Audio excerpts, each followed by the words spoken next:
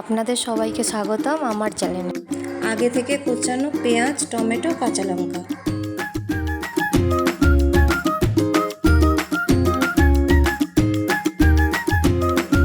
গরম কড়াইয়ে তেল ঢেলে নেবেন।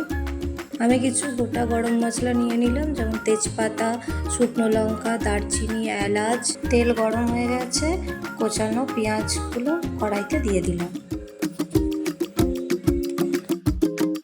পেঁয়াজটা একটু নেড়ে চেড়ে নেবেন। পেঁয়াজটা বাদামি কালার হয়ে এলে তাতে টমেটো আর কাঁচা লঙ্কাটা অ্যাড করুন। আমি এখানে কিছু গুঁড়ো মশলা নিয়ে নিয়েছি, যেমন ধনে, জিরে, হলুদ, লঙ্কা, নুন, মরিচ গুঁড়ো নিয়ে নিয়েছি। এরপর মশলাগুলোকে একটু ভালো করে নেড়ে চেড়ে নেবেন যতক্ষণ না এটা থেকে তেল ছাড়ে। এইভাবে মিনিট 5 মতন ভালো করে একটু মশলাটা কষে নেবেন। এরপর একটু চিনি দেবেন যাতে সুন্দর একটা কালার আসে। এরপর যে মাংসটা ধোয়া আছে সেগুলো ওই মশলাতে দিয়ে দেবেন। তেলটা ছাড়লে মশলা থেকে মাংসগুলো দিয়ে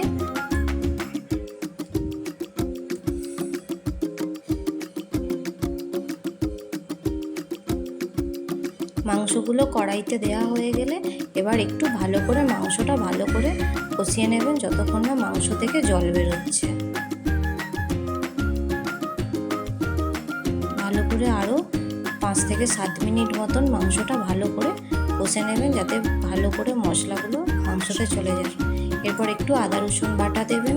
আদা রসুন বাটাটাও ভালো করে একটু নেড়ে নেবেন যাতে রসুনের কাঁচা গন্ধটা চলে যায়। এবার ভালো করে মশলাটা কষে নেবার পর দেখবেন এরকম একটা সুন্দর কালার এসে যাবে। তারপরে যারা আলু পছন্দ করেন, আমি একটু আলু পছন্দ করি তাই আগে থেকে ভাজা আলুটা মাংসের মধ্যে দিয়ে দেব। এরপর ওটাকে আরেকটু জল দিয়ে দেবেন সেদ্ধ হওয়ার জন্য। একটু ভালো করে নেড়ে চেড়ে নিয়ে একটা ঢাকনা দিয়ে দেবেন। এরপর ওটা সেদ্ধ হয়ে গেলে কাসুরি মেথি দিয়ে দেবেন।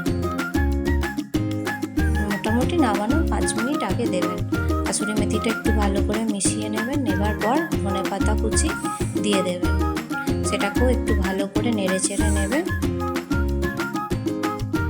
তারপর একটু গরম মশলা ছড়িয়ে দেবেন ওপর থেকে, দিয়ে সার্ভ করবেন। দেখুন মাংসটা আমার রেডি হয়ে গেছে, কি সুন্দর কালার এসেছে দেখে বুঝতেই পারছেন। এবার এটা গরম ভাতে সার্ভ করে নেবেন। ভিডিওটি ভালো লাগলে সাবস্ক্রাইব করুন।